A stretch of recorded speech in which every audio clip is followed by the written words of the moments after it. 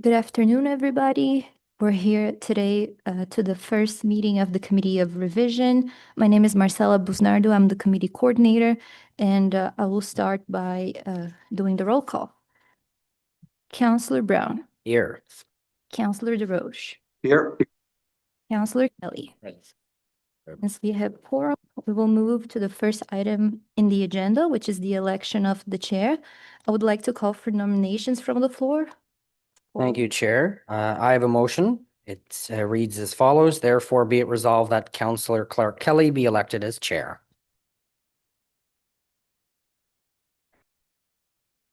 Does the nominee accept the motion? I do. Seeing none other nominations, I declare the nominations closed. And now you can assume the chair. Thank you very much. Appreciate the election of being chair to this committee of revision. And With that, we just need to vote on the motion. Is this motion carried? Nominate. carried. Thank you so much. You may proceed, Chair. There we go. Obviously, I'm not used to being chair. I can't get the mic to work. Welcome, everybody, and thank you very much for the election as chair. I guess I will pick up on item number 2, which is declarations of interest. Do we have any declarations? Seeing none, so we will move on to item 4.1, which is the local improvement from Tauntaun Place Sanitary Sewer Extension. We do have a presentation from staff, so I will hand it over to Megan Wheeler and Susan Johns to provide us with a presentation. Thank you, Chair. Next slide, please. So to start off, just a brief explanation about what a local improvement is. A local improvement is a capital infrastructure project delivered by a municipality. It is typically initiated by a private property owner or group of properties owners and benefits a select group of property owners in a defined area, usually within an existing established neighborhood. The cost of the local improvement is recovered by the city from all benefiting property owners. This process is not unique to Ottawa. The city is authorized to undertake local improvements through Ontario Regulation 58606, which was enacted under the Municipal Act. This regulation is very prescriptive and it spells out the major process milestones, the required documentation for associated cost recovery, and the jurisdiction of the Local Improvement Committee of Revision, or this committee. Next slide, please. With respect to this specific project, this project commenced October 2021 with owners of a privately serviced property approaching the city to initiate a local improvement process. As per the city's local improvement policy, one of the interest homeowners circulated a survey of interest, followed, when successful, followed by a staff-led feasibility review and cost estimation. All affected property owners were then provided information packages, including a cost maximum for the project works specific to their property. Following receipt of this information in June 2022, 3 of the 4 benefiting property owners signed the petition allowing the project to proceed. In October 2023, the certified petition was brought before Environment Committee, and the cost maximums and 10-year amortization period were approved by Council through Bylaw 2023-460. Construction of the local sewer works started in May 2025 and were completed in October 2025. The final construction costs were approximately 15% less than the approved cost maximums. Next slide, please. Following the approval of the local improvement project in October 2023, the city identified additional renewal needs for the existing water main, the cul-de-sac sanitary sewer, and associated roadway construction on Taunton Place, adjacent to the petition sewer works. That would be advantageous to undertake at the same time. This work was coordinated with the local improvement of sanitary sewer extension to realize efficiency and minimize disruption. The total budget for the construction was approved, including the additional renewal work, under the 2025 capital budget work for integrated roads, water, and wastewater. Following completion of the project, the costs were carefully reviewed and segregated to ensure that only eligible expenditures associated with the new sanitary sewer main and service laterals within the right-of-way were allocated to the local improvement role in accordance with the regulation. Any costs applicable to both the local improvement sewer work and the city's renewal work were split proportional to the value of the work, and the city's portion was paid through the city's renewal budget and has been excluded from the calculation of recoverable costs. Next slide, please.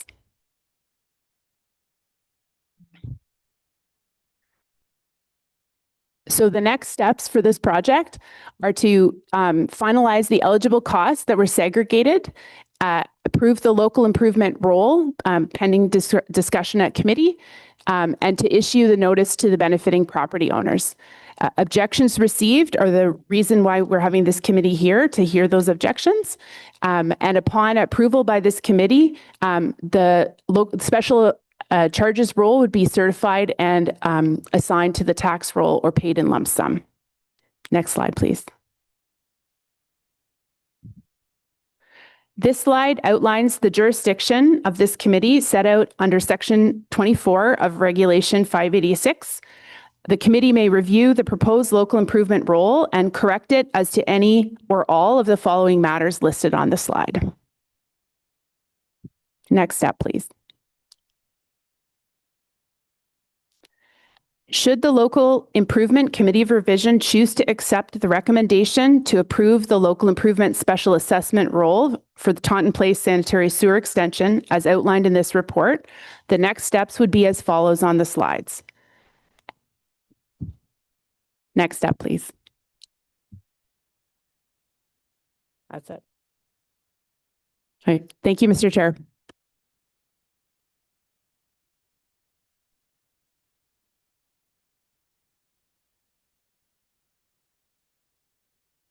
I have to hold it the whole time I talk? Okay, wow. All right, thank you very much for your presentation. Before we go to questions for staff, we do have a delegation from Joyce and Andrew Mackenzie. I would also like to draw everyone's attention to the fact that we have received written correspondence and is available on SharePoint. So I will ask Joyce and Andrew to make their way up to the table.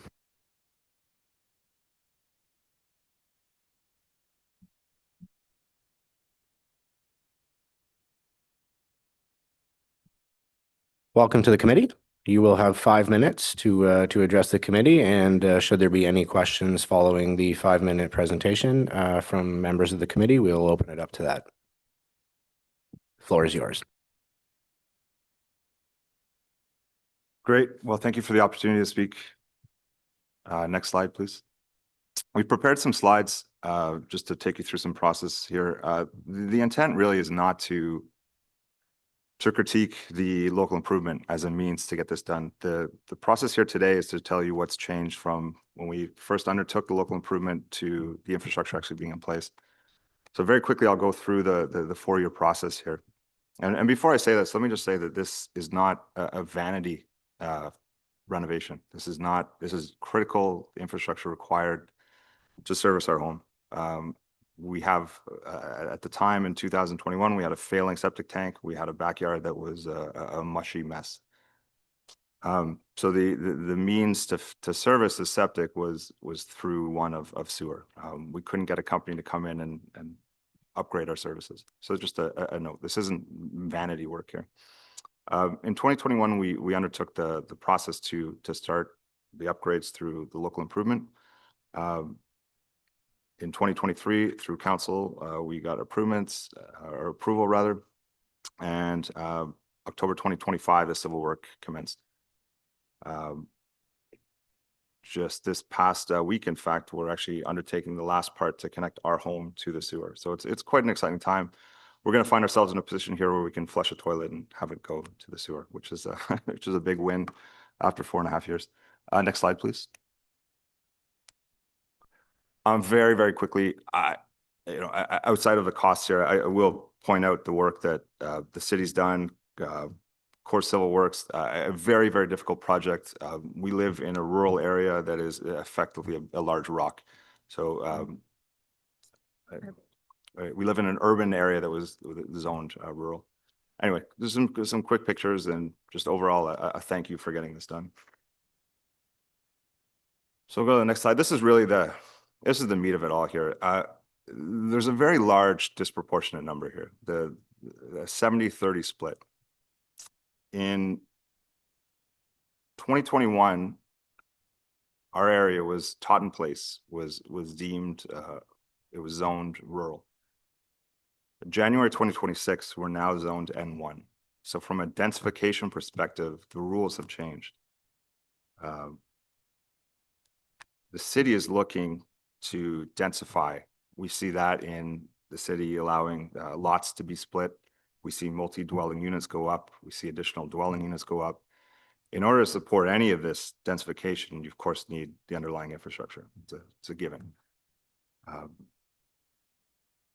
argument today is not one of whether the local improvement was done correctly. It clearly is. The numbers are there. We knew these numbers going into it.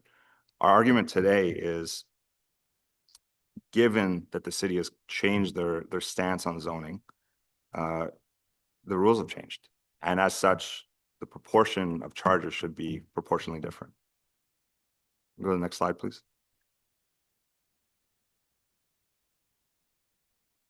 This is our suggestion. We're suggesting a 67-33 split. To the city's words, this is infrastructure that's going to last 50+ years. There's a benefit to the city, to that area, to have this infrastructure in place for the foreseeable future, and that's in there today. So it effectively unlocks all of the development work that the city's looking to do. All right, next slide, please.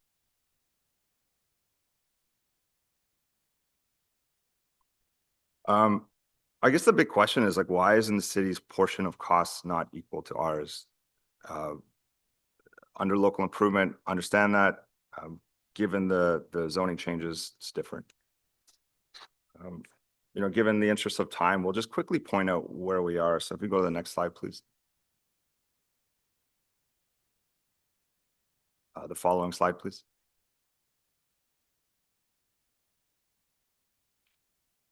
Thanks. So you see this little pocket here? That's where we live. We're not out in some rural farmer's field. This is a region of Ottawa that has effectively been orphaned.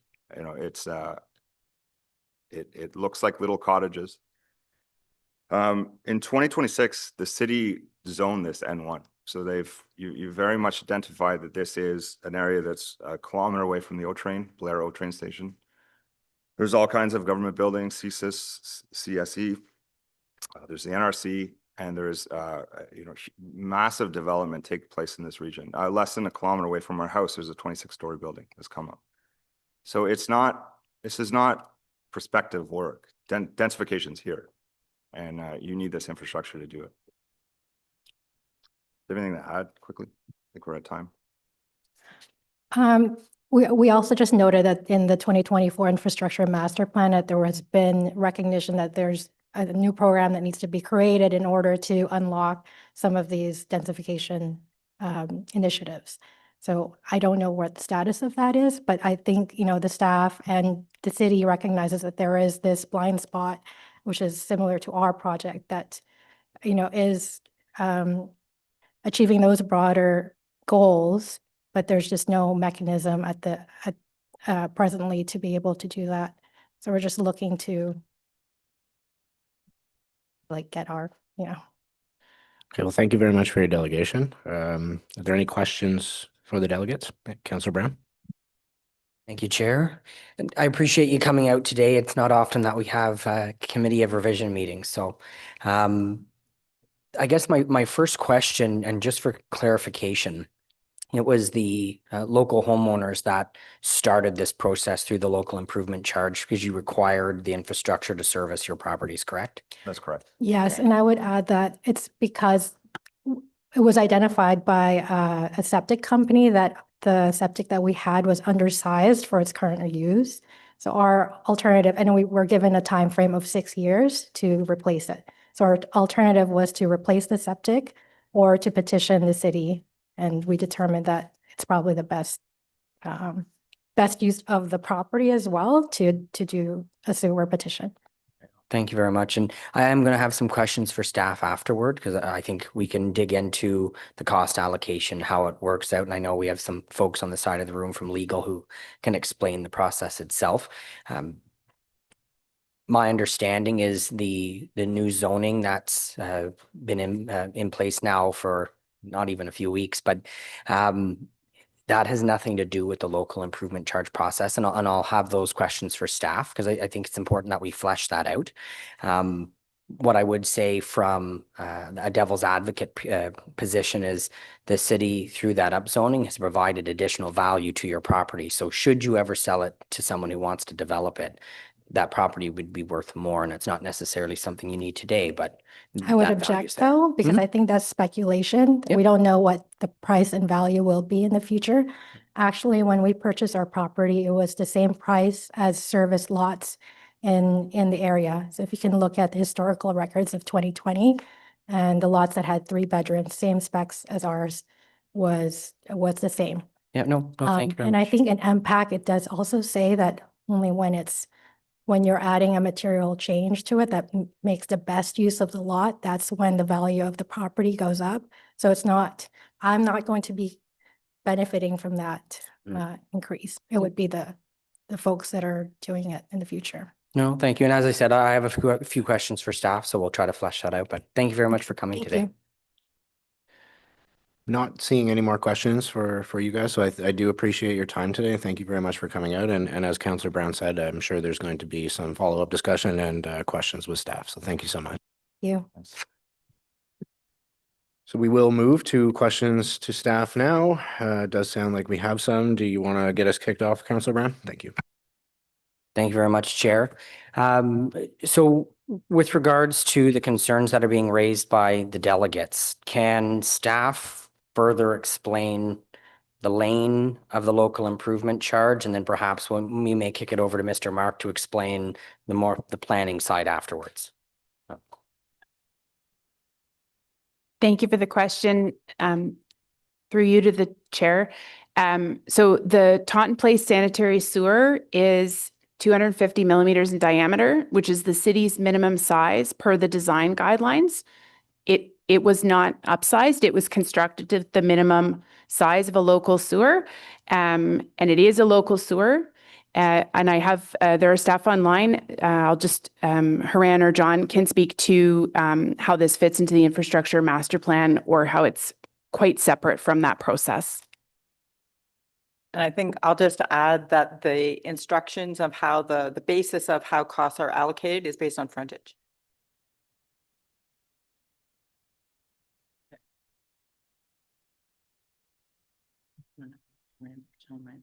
Yeah. Haran, you have to accept the prompt to be promoted on Zoom. Thank you. Here he comes. Thank you, Chair. I was accepting it. I don't know if Wi-Fi is not great here, and I missed what Sue had said. Was there a specific question for me, Chair? Yeah, I guess I'm looking for an explanation as to the engineering through the local improvement charge, how the ultimate project came about, and why the infrastructure that has been installed is, I guess, the necessary fit for the properties and not necessarily something that would have been done to forecast future growth on the street. Okay, thank you for the question, Chair. As Megan already said, we have certain minimum pipe sizes for sanitary sewers in the city. In older areas, we use 250 millimeters because there tends to be more wet weather contribution in older systems, the way they were designed and because of their age. And having a bigger pipe size prevents basement flooding in particular areas. But regardless of the flooding risk, there are minimum pipe sizes, and then to go up to the next pipe size, they jump in increments. There's no optimization for exactly a 4 property size design. The infrastructure master plan does look at intensification, certainly, but the projects in the infrastructure master plan are large diameter projects. These are the projects in the city of Ottawa that are eligible for development charges. And when we see benefit to existing, that's specifically in reference to these development charges projects. There's a proportion of a development charges project that is eligible for city rate funding because there's a benefit to existing. None of these projects in the infrastructure master plan are about local infrastructure. It is also correct that we are building an intensification servicing program, and there's a number of components in that program. Even with a new source of funding to upgrade local sewers, we would not upgrade a 250 millimeter sewer for 4 properties because it would have plenty of capacity for most intensification. Also keeping in mind that intensification here, this is the N1 zone. I know we have some planning staff online, and Mr. Mark can probably speak to this as well about the details of the zone. But my understanding is that this is the least dense form available to the city of Ottawa, the N1 zone. So it's the city has changed wholesale how it's looking at intensification and zoning, but this is not a reflection that we need particular intensification in a particular location. Thank you very much for that. And I'm just picking up on something Megan had said about this is a local sewer. Can you describe what the difference between a local sewer is and whatever other types of sewers we classify as? Yes, thank you. We have a definition in the city of Ottawa for development charges purposes and for the infrastructure master plan on sewers and water mains, and those definitions are different. But essentially, there's the programs that are eligible for development charges are only a certain pipe size and greater, and a 250 millimeter sewer is not large enough to be eligible for development charges. It is a local sewer. All right. Thank you very much. Thank you, Chair. Thank you very much, Councillor Brown. Not sure if Councillor DeRoche has any questions. If he does not, I have. And I think, Councillor Brown, you touched on it, but I'd like to hear from staff, maybe to expand on it. We heard from the delegate that zoning had changed and therefore the proposed split should change. And so can you comment on that comment and explain to us, what the relationship between zoning and this is or isn't? And then also the proposed split. It doesn't look, I'm looking at the jurisdictions of this committee under section 21, and it doesn't appear that we would be able to change that split. But if you could confirm that for the committee, that would be fantastic.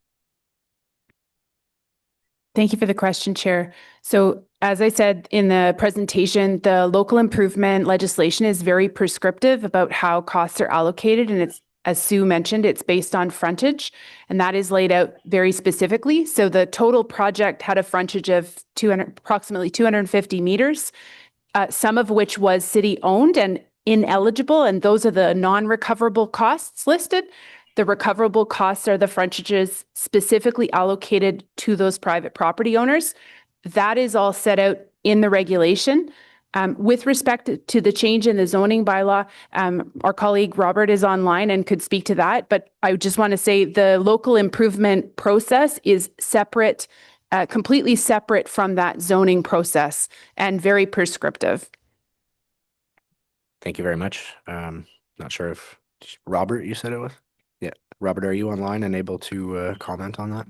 Thank you very much for the question, Chair. I am indeed online. So to speak to the zoning bylaw element of this, the thing that I think staff would point out is that the new zoning bylaw was very much a citywide review, and it flows from the council approval of the official plan, which occurred in 2021, received ministerial approval in November 2022. So it's very much an independent process from individual local improvement projects. And so directions like, for example, like the permission of 4 units per lot in the N1 zone was very much a more general citywide direction that staff did consult on and ultimately recommend approval of. And I will again, as was alluded to, I think earlier, The N1 of the neighborhood zones is the generally lowest density of the urban residential zones. So when you go up to like N2 and N3, those would permit more than 4 units per lot. But generally, like the staff position, which was approved as part of the new zoning bylaw by council, was that 4 units was like a general baseline in the urban residential zones. Okay, thank you very much. Are there any follow-up questions? Yeah, that'd be fantastic. Mr. Mark, would you be able to weigh in on any of the planning side, the zoning? We always look to you for leadership and support. So is there anything that you wish to add? Mr. Chair, it'll just be a concurrence, but I concur that the rules with respect to local improvement are quite prescriptive as to what can be taken into account, and zoning is not one of them. Now, Mr. Chair, I don't believe we have any other delegates. We do not. So part of the submissions that we received discussed other options to help alleviate some of the financial stress. One of those was extending the amortization period. And so am I able to get a staff comment on, is that something we're able to do to extend the amortization period in line with the request made by a few of the objectors? Mr. Chair, I will start off and then finance can provide meaningful details. The period for amortization is set by council, and it was set by council at the time this project was approved at a period of 10 years.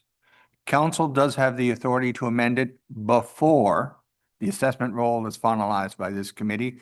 As to the options to change that, I leave that to finance. Thank you for the question, Mr. Chair. Finance is supportive of increasing the amortization period up to about 20 years, if that's the decision of this committee. That's a doubling of what council had approved. Exactly. In the original terms. Okay. Would we be able to get a motion to, I believe we would have to request that council review and refine the existing agreed upon terms? Yes, Mr. Chair, a motion would be in order to make a request of council to take that step. If that motion were to pass, we would need to adjourn this meeting of the committee into a later date following that determination by council. And picking up on what Mr. Mark said, it sounds like we're under the gun because we need to do this before the rules are finalized. Is that what you were saying, Mr. Mark? Yes, Mr. Chair.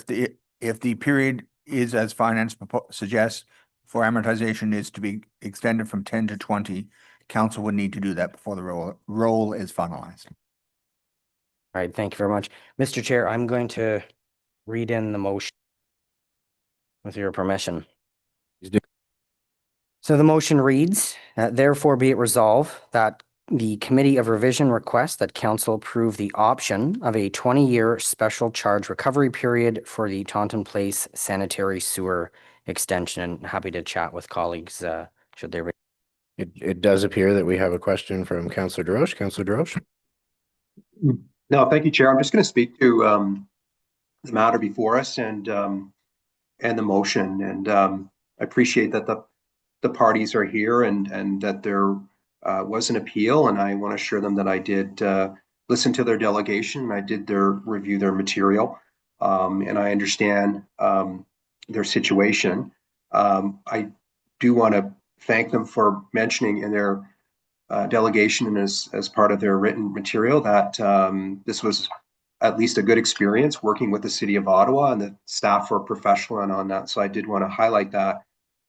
And overall, I do think it's an example of a successful local improvement. We don't have many of them. It's a situation where, as we can see here, we follow the strict rules that are in place, and the rates came in below that which was issued as a maximum. And as an added bonus, the connections to this street were upgraded, and that is a great benefit to that community because of the avoidance of disruption down the road as far as road work and infrastructure work, and just a greater sense of confidence in the system that it will be reliable in the long term, because we know, Mr. Chairman, that that's a challenge that we have, is keeping up with the renewal work that we have. So pleased to see that we took advantage of that situation. Again, it's a laborious process. It's a stick process. I've had conversations in my community with some of the small pockets that are potentially interested. There really is no free services in the city of Ottawa. I've got a lot of urban development, but all of that infrastructure is covered under the development charge, which is also significant.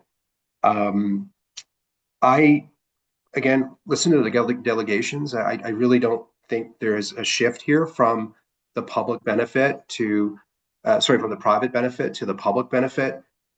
These are not windfalls for the city of Ottawa, in the sense that any kind of uplift, as theoretical as it may be at this point in time, if it does happen, there will be additional draws on the city for services, whether that be paramedic, fire, parks and recreation, all of those services that we are working very hard to deliver. So again, it's not a windfall for the city. It's more people living in an area in a much denser part of the city that will have additional demands on the city.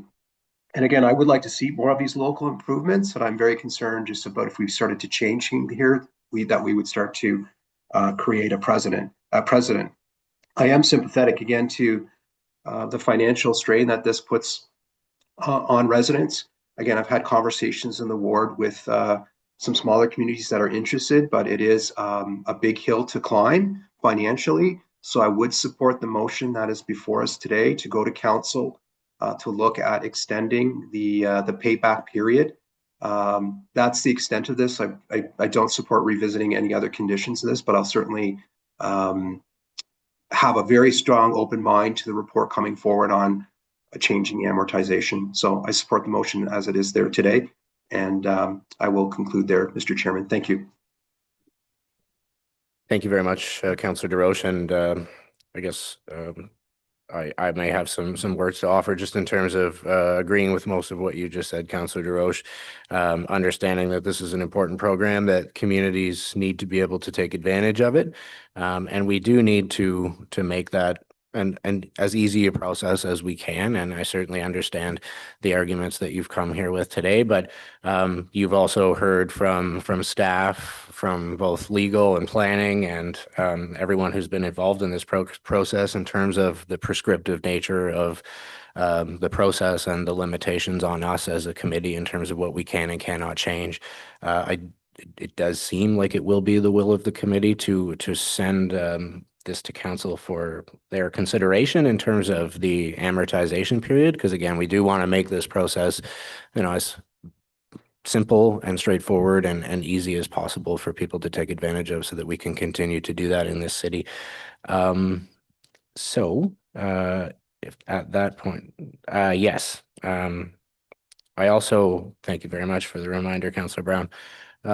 It is important to mention, and again, based on what I've said, that your Councillor Tierney has talked to us at length about this file. So it is something in your written correspondence, your delegations were heard and taken seriously, and your councillor was involved in those conversations in terms of advocating on your behalf.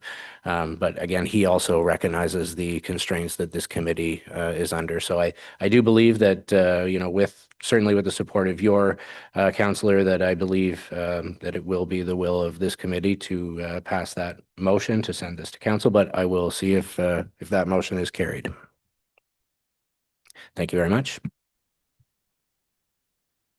So we have another motion from Councillor Brown on adjournment.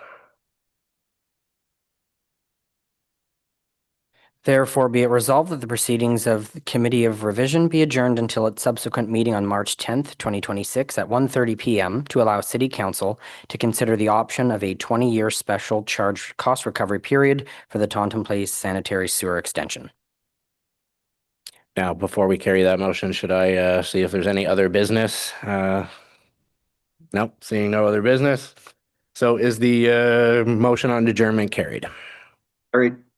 Thank you very much. Thank you, everyone, for coming out.